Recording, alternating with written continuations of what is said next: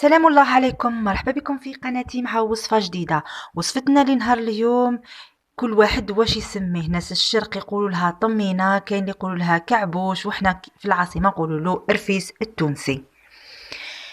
نروح نشوفوا مع بعض الرفيس التونسي ولا الكعبوش هدايا ولا الطمينة كيفاش نحضروها والمقادير اللي لازمين.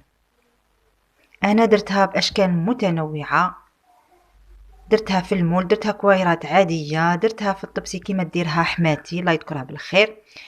هنايا خديت الغرس تاعي، نقيته، عجنته مليح حتى طرالي. انا هنا شريت الغرس هذيك نقولوا تاع الميزان، هذوك الواجدين مرحي وكلش.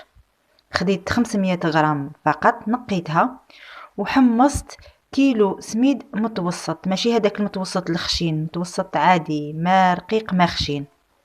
حمصته، بعدها رحت حطيته هو سخون هكذاك على هذيك الغرس اللي كنا نقيناه.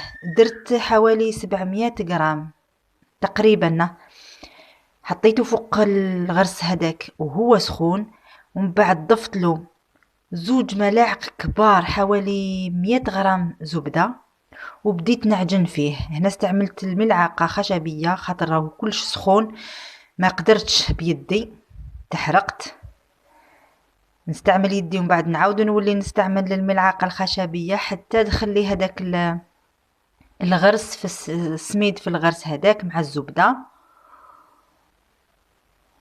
خذوا وقتكم، ما تحرقوش روحكم كيما حرقت انا، يدي تشلفطت كامل.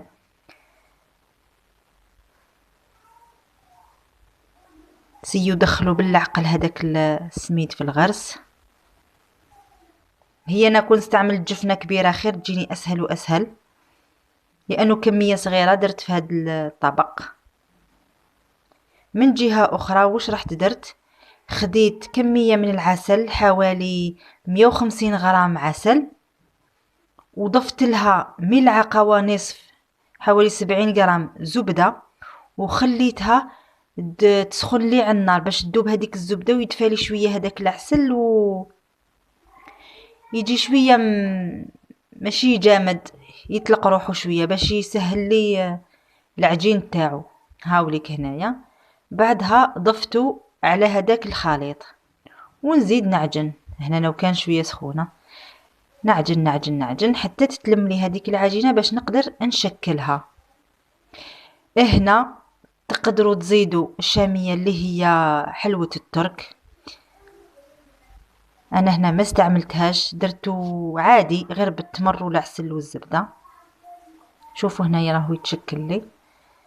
بعدها هنايا راني خديت الطبق، انا هكا يديروه في ناس داري في سكيكدا، هكا يديروه في الطبق الطمينه تاعهم، يديروها في الطبق هكا ويقطعوها دي لوزونج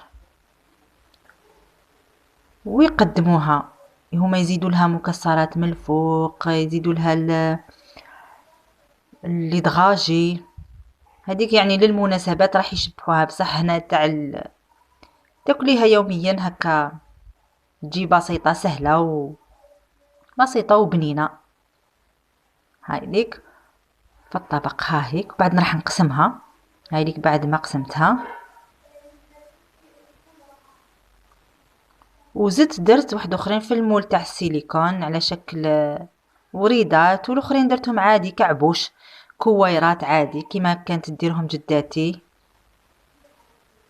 هاي لك طمينتنا لنهار اليوم ووصفتنا لنهار اليوم، ان شاء الله تكون عجبتكم واستفدتوا معنا.